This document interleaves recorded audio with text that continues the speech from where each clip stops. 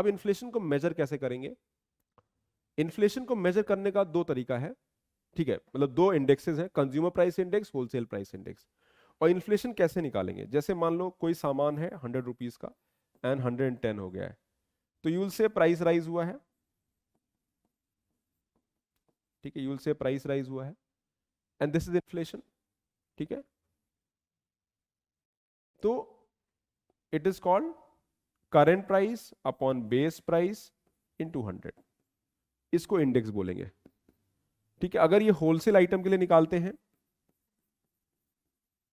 ठीक है, तो ये होलसेल इन्फ्लेशन है। अगर तो रिटेल लेवल पे निकालते हो, retail inflation, retail means common man inflation, ठीक है। तो इस तरह से हम लोग निकाल सकते हैं महंगाई को, current price upon base price into 100, ठीक है। बट ये इतना सिंपल नहीं है, बिकॉज रिमेंबर जब इन्फ्लेशन हम लोग निकालते हैं economy, whenever we calculate inflation, there are multiple factors which are interlinked, बहुत सारे फैक्टर्स हैं।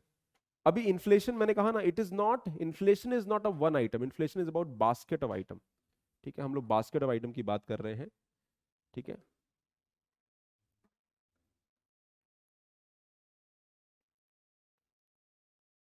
Okay, let's talk about the first, consumer price index. Consumer price index क्या होता है?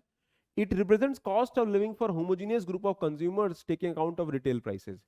यानी हमारे इंडिया में जो हम लोग हैं, इन्फ्लेशन जो कॉमन मैन इन्फ्लेशन है, उसको हम लोग कंज्यूमर प्राइस इंडेक्स कहते हैं। और ये कैसे निकालते हैं? Now this concept is very interesting. तो लेट्स से आपका मंथली एक्सपेंडिचर, लेट्स से कितना है? लेट्स से 10,000 रुपीज है, ठीक है। तो इसको बोलेंगे monthly expenditure, these are consumer expenditure, ठीक है। अब ये जो मंथली एक्सपेंडिचर करते हो, इसमें क्या लेते हो आप? फूड लेते हो, नॉन फूड लेते हो, ठीक है, नॉन फूड आइटम। देन हम क्या करेंगे, इसका हम जैसे हम 10,000 रुपीज है, तो इसका हम वेट असाइन कर देंगे। वेट मतलब ओके, आपने कहा कि 4,000 का फूड होगा, तो इसका वेट कितना होगा? 40%। आपने कहा फ्यूल पे 10% खर्च करते हैं हम, ठीक है, तो 1,000 रुपीज फ्यूल पे हो गया 10%। So when we consider inflation, जब इन्फ्लेशन निकालते हैं तो हम एक आइटम का इन्फ्लेशन नहीं निकालते हैं, हम ये देखते हैं कि whatever item we are using, उसका फ्रीक्वेंसी क्या है और पूरे एक्सपेंडिचर में उसका पार्ट कितना है, एंड दिस इज डन। और इसका एक सर्वे करते हैं और इसको बोलते हैं मंथली पर कैपिटा एक्सपेंडिचर सर्वे, इसको बोलते हैं, ये थोड़ा थोड़ा सा टेक्निकल है, मंथली पर कैपिटा एक्सपेंडिचर सर्वे,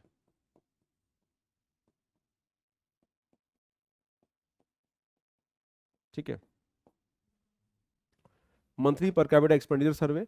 तो हम पूरे मंथ का एक्सपेंडिचर निकालते हैं और फिर उसको वेट असाइन करते हैं, ठीक है। सो अभी इसको मैं एक टेबल से समझाता हूं। In India CPI is derived from group specific consumer expenditure survey and weight for each commodity is proportionate to their expenditure, ठीक है। इसका एग्जांपल लेते हैं,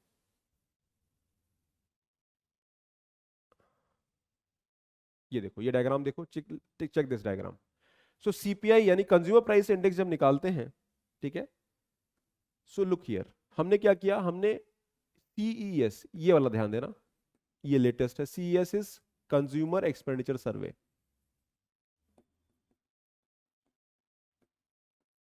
ठीक है। अब देखो यहां पे फूड पे कितना खर्च कर रही है इंडिया? 46%, यानी जो उनका पूरा महीने का खर्चा है, एवरेज फूड पे एक्सपेंडिचर 46% है। पान टोबैको पे 2%, क्लोथिंग पे 6-7%, हाउसिंग पे 10%, ठीक है, फ्यूल पे 7%, मिसलिनियस 20, मिसलिनियस में क्या आ जाएगा? Health, education, recreation. तो इस तरह से है। तो मतलब हम लोग जब अभी आपने सब्जी खरीदा, सब्जी आप एक दिन में खरीदोगे, लेट्स से 50 रुपीज का सब्जी खरीदते हो, तो 50 इंटू 30 डेज में आपका सब्जी पे एक्सपेंडिचर हो जाएगा 1500। Milk your purchasing every day, again 50 rupees, milk into 30 which means 1500। तो अगर आपका टोटल एक्सपेंडिचर 10,000 है, तो आप कहोगे वेजिटेबल पे एक्सपेंडिचर आपका 15% है, मिल्क पे भी 15% है, और रिमेनिंग आइटम पे 10% है। तो आप तीनों को ऐड कर दोगे, आप कहोगे 40% हम सिर्फ फूड पे खर्च कर रहे हैं। So that is how weights are assigned. India में फूड, अब देखो ना, फूड अगर महंगा होगा तो सीपीआई अपने आप महंगा हो जाएगा, because food account 46% of the expenditure. उसमें भी रूरल एरिया देखो 54%, यानी ग्रामीण क्षेत्रों में जो लोग स्पेंडिंग करते हैं 54% वो फूड पे जाता है। अर्बन एरियाज में इनकम ज्यादा है, दैट वाई एक्सपेंडिचर आपका बाय दैट अकाउंट कम हो जाता है। इज दिस क्लियर और नॉट? समझ में आ रहा है? इज दिस क्लियर और not?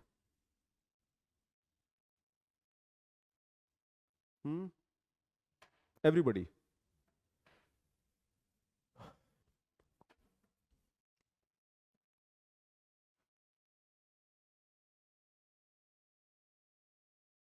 Sorry, okay.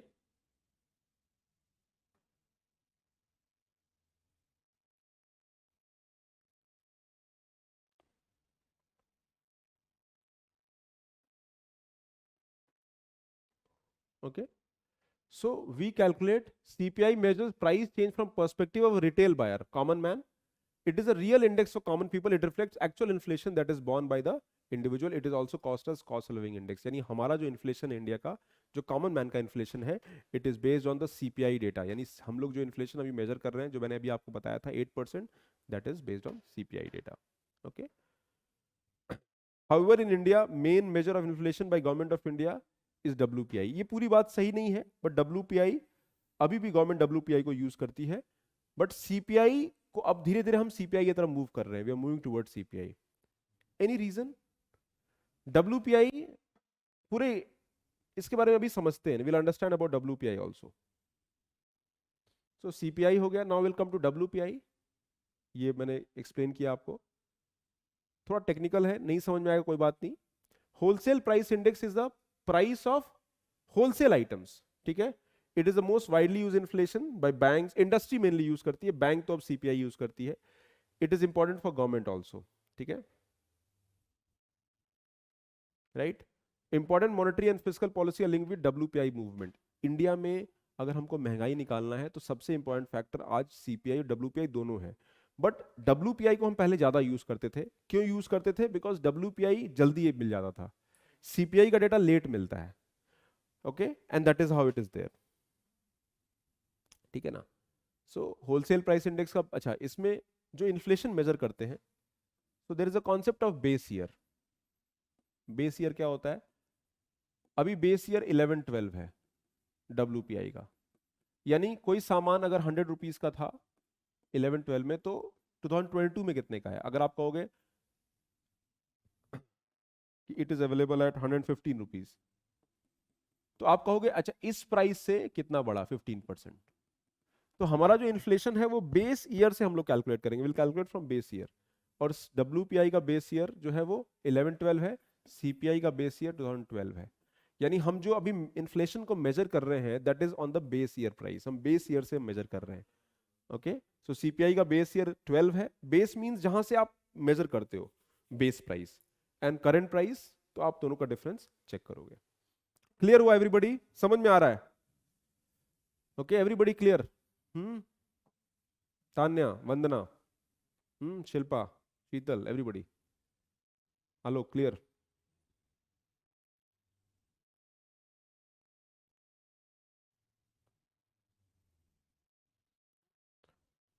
Okay, there is a need of revisiting such indices from time to time so that we are able to link inflation with current scenario। अभी एक question mark है that हम लोग जो inflation major कर रहे हैं, महंगाई जो मेजर करते हैं, वो एक आइटम का नहीं करते हैं, बास्केट ऑफ आइटम का करते हैं, और एक बेस ईयर से मेजर करते हैं, यानी वो बेस प्राइस क्या था और आज प्राइस क्या है।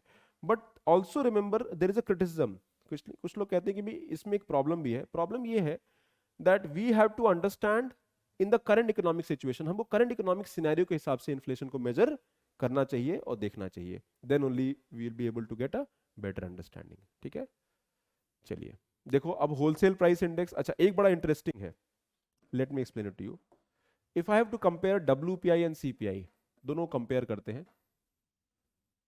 ठीक है, तो ओनली गुड्स, रिमेंबर WPI में सिर्फ गुड्स मेजर करते हैं। WPI मतलब होलसेल लेवल पे मेजर करते हैं, होलसेल आइटम इवेंचुअली आपके पास रिटेल फॉर्म में आता है, तो we measure at wholesale level.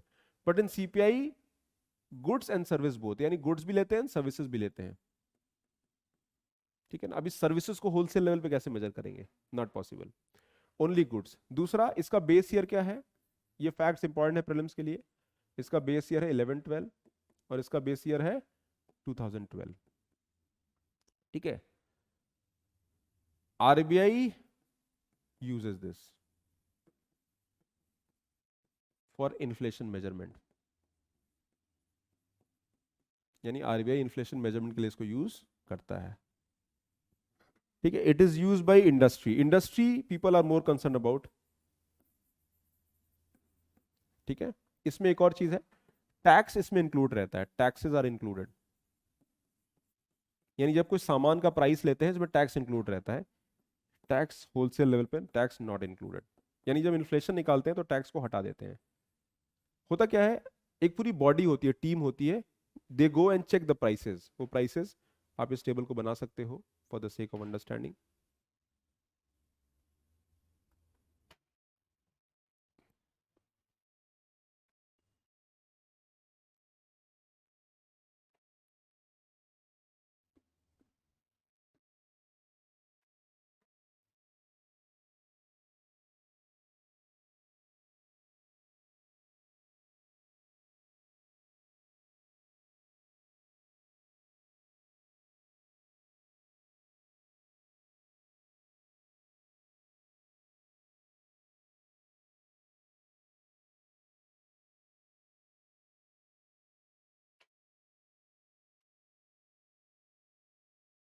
ठीक है, चलो good.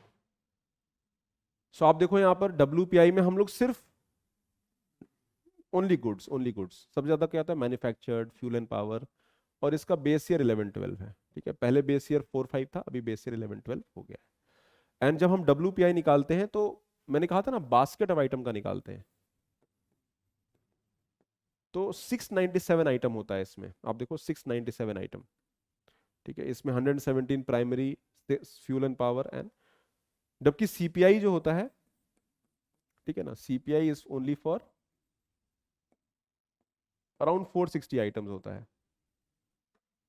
So when we try to measure inflation, we are trying to understand how it is impacting inflation in long run. ठीक है,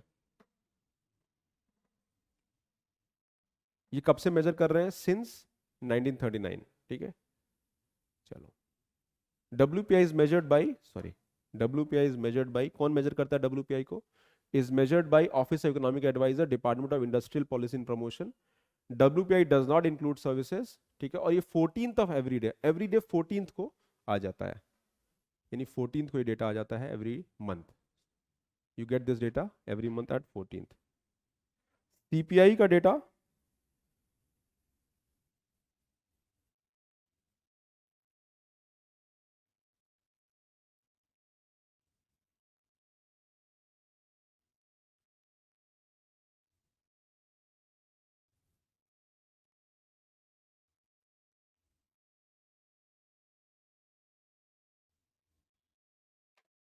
क्लियर, राइट? ओके, अच्छा सीपीआई कौन मेजर करता है, who measure CPI, ये टेबल आपने देखा।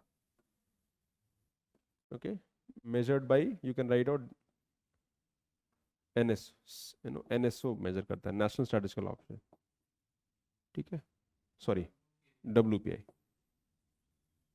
Okay, office of economic adviser.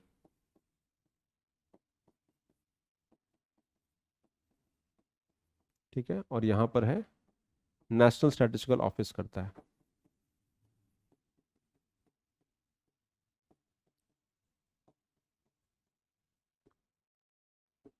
ठीक है, तो ये लोग क्या करते हैं, डेटा कलेक्ट करते हैं। ठीक है, and that is how inflation is measured. नहीं नहीं, यहीं पे है। Okay, new series does not include indirect tax in order to remove the impact of fiscal policy. तो याद रखने का, मैंने भी बताया था ना, इन्फ्लेशन इसमें अकाउंट नहीं होता है, we don't take inflation into account. Though WPI with good, CPI will go more accurate price, but still WPI is used in Indian economy. वैसे ये बात सही नहीं है, this statement was correct few years ago, अभी चीजें बदल गई हैं, now CPI is replacing everywhere. ठीक है ना, बट WPI के साथ क्या, ओनली गुड्स का डेटा है, तुरंत आ जाता है डेटा। सीपीआई में क्या होता है, it is a consumer inflation, so it takes time, data collection में टाइम लगता है, बट अभी दोनों ही हम यूज करते हैं। ठीक है, अब ये देखो, ये देखो इन्फ्लेशन का ट्रेंड है, आप देखो इसको, this is the trend of the inflation in the last almost 60-70 years. ठीक है, ये थोड़ा सा ब्लर होगा, ये 1977 है, दिस इज 1977, दिस इज 1990, ठीक है, दिस इज 2017। तो आप देखो हमारा इन्फ्लेशन ये टाइम पे 1977 से लेके 1999 तक इन्फ्लेशन एवरेज 9% था, 8.9%। फिर यहाँ पर कम हो गया, 4% हो गया, फिर यहाँ फिर 9% हो गया। सो ये एवरेज है, ये बता रहा है कि हमारे इंडिया में इन्फ्लेशन यूजली ज्यादा रहा है। एंड क्यों ज्यादा रहा है historically? Because of these factors. क्यों ज्यादा रहा है? Mainly food and fuel are the major factor. Food और फ्यूल हमेशा प्रॉब्लमेटिक रहे हैं। These are the most, you know, the food and fuel are the most volatile. सबसे इसी की वजह से हमारा इन्फ्लेशन बढ़ता है। और इंडिया का पॉपुलेशन बहुत ज्यादा है, 140 crore. Food is always a problem, ठीक है, and that is how the problem is seen.